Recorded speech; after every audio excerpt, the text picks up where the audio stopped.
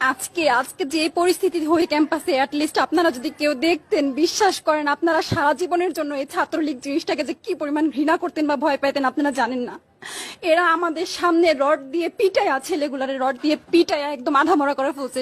তারা এসে আমাদের পেছনে লুকাইছে, আমাদের বোরকার পেছনে, আমাদের ওড়নার পেছনে লুকায় বলে, আপু আমাদের একটু লুকায় রাখেন, আমাদের ওরা মাইরা ফেলবে, আমাদের বাঁচান আপু বাঁচান। আমরা তাদের ওড়না দিয়ে বোরকা দিয়ে লুকায় রাখছি, সেইখান থেকে আমাদের ধাক্কা দিয়ে ফেলে দিয়ে তাদের বের করে আবার মাথায় রড দিয়ে মারছে।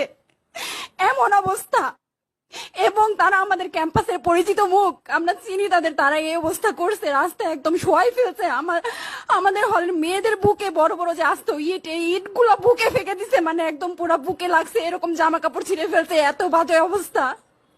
অথচ আমার ব্যাচমেট, আমরা যাদের সাথে ক্লাস করি একসাথে বসি, আমি তাদের একটা কথা বলতে দেখি না এগুলা নিয়ে, একটা কথা না। এবং তাদের নিউজ ফিডে গেলে দেখবেন তারা এখন এগুলাই সাপোর্ট করে যাইতেছে।